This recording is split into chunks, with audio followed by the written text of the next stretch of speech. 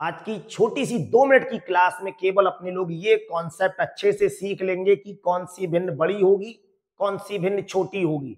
घात वाले प्रश्न में भी ये सीख लेंगे कौन सी घात का प्रश्न बड़ा होगा, कौन सी घात का प्रश्न छोटा होगा। बहुत जगह आपको एग्जाम में इस तरह के प्रश्न देखने को मिलते हैं और आपसे पूछा जाता है इन भिन्नों में कौन सी भिन्न सबसे बड़ी है।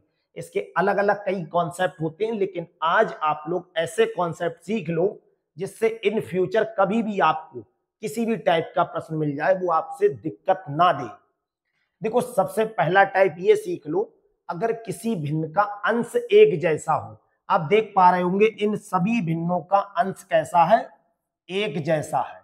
अगर किसी भी भिन्न का अंश एक जैसा हो, अंश एक जैसा हो या समान हो, तो फिर कॉन्सेप्ट आप याद कर लो, जिस भिन्न का हर सबसे छोटा होगा वही भिन्न सबसे बड़ी होगी। तो सबसे छोटा हर जो है वो इसका है, ये सबसे बड़ी भिन्न हो जाएगी। एक कॉन्सेप्ट याद कर लो, ये सबसे बड़ी भिन्न हो गई। इन सभी भिन्न में सबसे बड़ी भिन्न कौन सी होगी, 31/2। और जिसके नीचे सबसे बड़ी संख्या लिखी हुई हो वो भिन्न सबसे छोटी होगी। ये क्या होगी, सबसे छोटी भिन्न।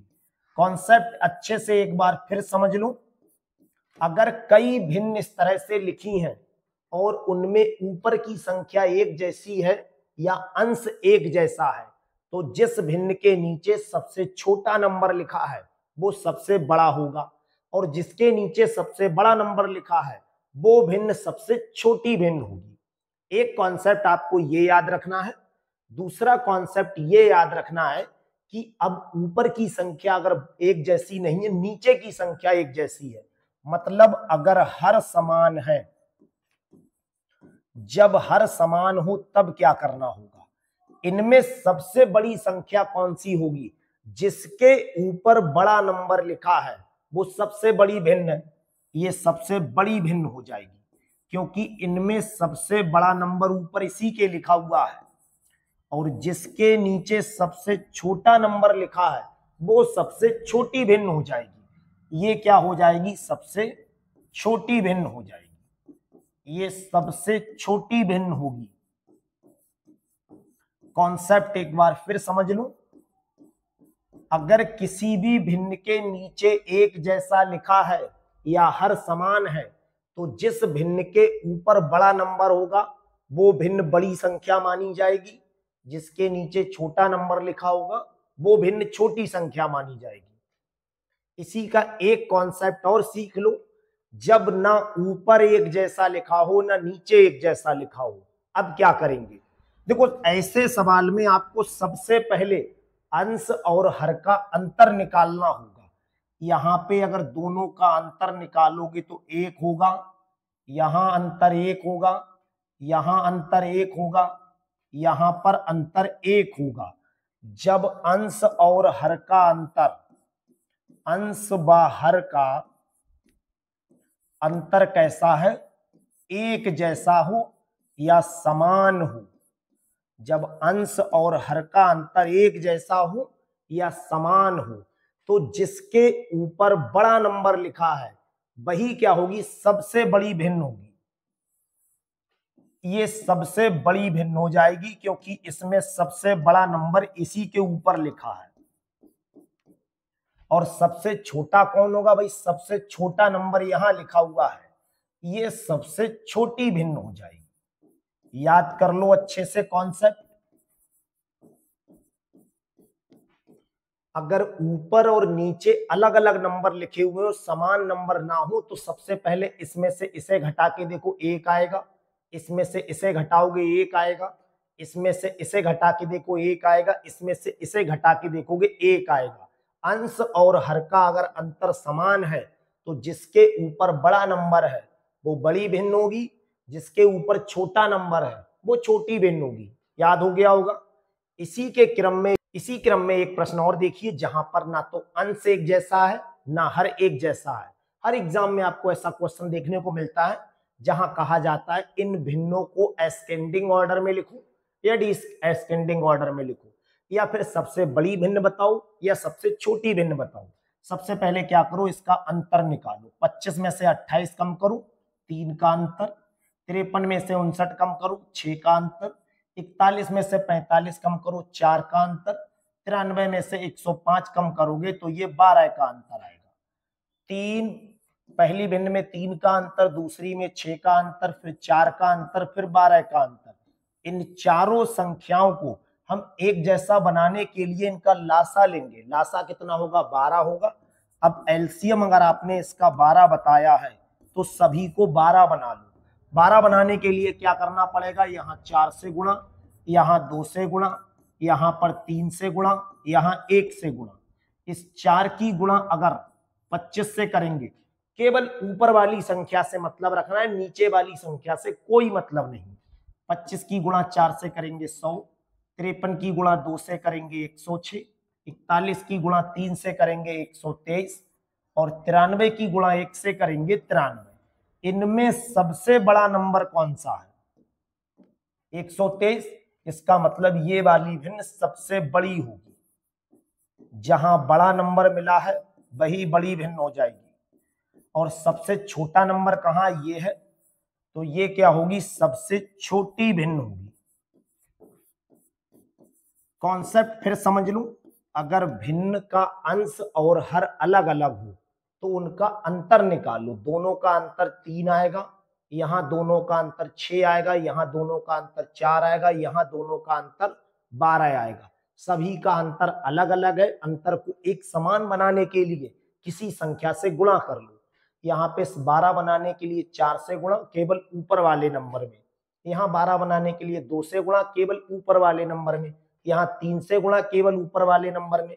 यहाँ 1 से गुणा, या कह दो गुणा करो ही मत किसी से, तो फिर ये नंबर मिल जाएंगे। इनसे पूछो, इनमें जो सबसे बड़ा होगा, 123 सबसे बड़ा है। 123 का मतलब 41/45 बड़ी भिन्न होगी। 93 सबसे छोटा आया है तो 93/105 ये सबसे छोटी भिन्न होगी। आराम से इस कॉन्सेप्ट को आप समझ लो। एग्जाम में जो काम 2 मिनट का है वो आप 2 सेकंड में कर लोगे। ऐसा प्रश्न देख लो, ये भी लगभग आपको एग्जाम में बहुत परेशान करता है। इसमें पूछा इनमें सबसे बड़ा कौन सा है, या फिर एग्जाम में ये पूछ लेगा सबसे छोटा कौन सा है। हमें क्या करना है, 2 की पावर 96 लिखा है, इसकी वैल्यू तो पता करना बहुत कठिन काम है। 3 की पावर 48, इसकी भी वैल्यू पता करना कठिन काम है। 4 की पावर 24, इसकी भी वैल्यू पता करना कठिन काम है। लेकिन फिर भी ये बताना सरल हो जाएगा कि इसमें कौन सा पद सबसे बड़ा है या कौन सा पद सबसे छोटा है। सबसे पहले इतनी बड़ी पावर जो लिखी है इनके लिए छोटा कर लो। छोटा कैसे करेंगे, 24, 48 और 96 ये तीनों संख्याएं किसी एक नंबर से आप भाग कर दो इन सबको, या फिर इसे काट दो। अब किस नंबर से काटें, एक ही बार में, तो आप कहोगे एक ही बार में इन सब नंबर से काटने के लिए इनका क्या निकालना पड़ेगा, HCF निकालना पड़ेगा। देखो ये सभी संख्याएं 2 से भी कट रही हैं, 3 से भी कट रही हैं, ये 4 से भी कट रही हैं, 12 से भी कट रही हैं, लेकिन एक ही बार में अगर बड़ा नंबर देखोगे तो 24 से ये सभी संख्याएं कट रही हैं। भाई 24 से इसे भाग कर दो, 24 से इसे भाग कर लो और 24 से इसे भाग कर दो, तो ये बचेगा 2 की पावर 4, ये बचेगा 3 की पावर 2, ये बचेगा 4 की पावर 1। 2 की पावर 4 का मतलब है 2 4 बार लिखा है, तो 2 की पावर अगर 4 लिखा उसे 4 बार लिख के आप अगर गुणा करोगे तो 2 दूनी 4 दूनी 8 दूनी ये 16 लिखा है। 3 की पावर 2 का मतलब ये 9 लिखा है। 4 की पावर 1 का मतलब ये 4 लिखा है। अब आप आराम से बता सकते हो इसमें सबसे बड़ा कौन है। भाई सबसे बड़ा ये है, तो सबसे बड़ा इसका मतलब 2 की पावर 96 सबसे बड़ा है। 2 की पावर 96 सबसे बड़ा है। और सबसे छोटा कौन है, सबसे छोटा केवल ये दिख रहा है, तो इसका मतलब ये इसी से तो आया है। 4 की पावर 4, 4 की पावर 24 ये सबसे छोटा नंबर यहां पर लिखा हुआ होगा। इसी टाइप का एक प्रश्न और देखिए, ये भी आपको इस टाइप का क्वेश्चन एग्जाम में बहुत देखने को मिल रहा होगा। 2 की पावर 50, 3 की पावर 40, 4 की पावर 30, 5 की पावर 20, इनमें सबसे बड़ा नंबर कौन सा है। देखो 2 की पावर 50 इसे हल करना तो बहुत कठिन है, अपने लोगों को सिर्फ ये बताना है कि इसमें सबसे बड़ा नंबर कौन सा है। तो इतनी पावर जो लिखी हुई है इसे छोटा कर लो। भाई ये 20 लिखा है, ये 30 लिखा है, ये 40 लिखा है, ये 50 लिखा है, ये सभी नंबर जो पावर में लिखे हैं ये किसी एक नंबर से कट रहे हैं, किसी एक नंबर से इन्हें भाग कर दो। ऐसे नंबर से भाग करना जो सबको भाग कर दे पूरा पूरा। तो 20, 30, 40, 50 आप आसानी से समझ गए होंगे ये सभी संख्याएं 10 से विभाजित हो जाएंगी। अगर हम इसे 10 से भाग करें, इसे 10 से भाग करें, इसे 10 से भाग करें, इसे 10 से भाग करें, तो ये 2 की पावर 5 बचेगा, ये 3 की पावर 4 बचेगा, ये 4 की पावर 3, ये 5 की पावर 2। अब 2 की पावर 5 को तो भाई सभी हल कर लोगे, 2 की गुणा 2 से 5 बार करो, तो इस तरह से 2 अगर 5 बार होगा भाई, इसकी गुणा इससे करोगे 4 होगा, 4 की गुणा 2 से करोगे 8 होगा, 8 की गुणा 2 से करोगे 16, 16 दूनी 32। या फिर इस तरह से आप 5 बार लिख लो। जब 2 को 5 बार लिखोगे तो ये कितना लिखा हुआ माना जाएगा, 32। 3 को अगर 4 बार लिखोगे इस तरह से, तो 3 अगर 4 बार लिखा हुआ है तो ये माना जाएगा 3 3 9 3 27 3 81। 4 को अगर 3 बार लिखोगे इस तरह से तो ये लिखा हुआ होगा 64, और 5 को अगर 2 बार लिखेंगे ये लिखा हुआ है 25। अब आप देख लो इसमें सबसे बड़ा नंबर कौन सा है, सबसे बड़ा नंबर भाई 81 है। ये देखो 81, 81 का मतलब 3 की पावर 40। ये क्या है, सबसे बड़ा नंबर हो गया। कौन सा नंबर बड़ा है, 3 की पावर 40। और इनमें सबसे कम कौन है, सबसे कम ये 25 लिखा है। 25 का मतलब है 5 की पावर 20। ये क्या है, छोटा नंबर है। तो आप कॉन्सेप्ट समझ गए क्या होता है। जब पावर का प्रश्न आपको मिले तो सबसे पहले उन पावरों को किसी एक संख्या से भाग करके छोटा बना लो।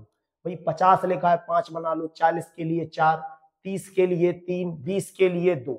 लेकिन ऐसी संख्या से भाग करना कि सभी पावर पूरी तरह से कट जाए।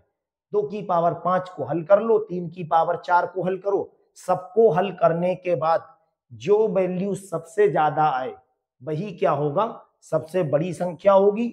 जो वैल्यू सबसे कम आए वही क्या होगी, सबसे छोटी संख्या होगी।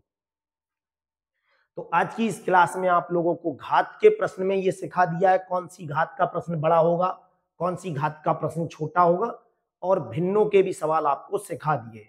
अगर वीडियो अच्छा लगा है तो आप कमेंट, शेयर, लाइक जरूर करें। Thank you.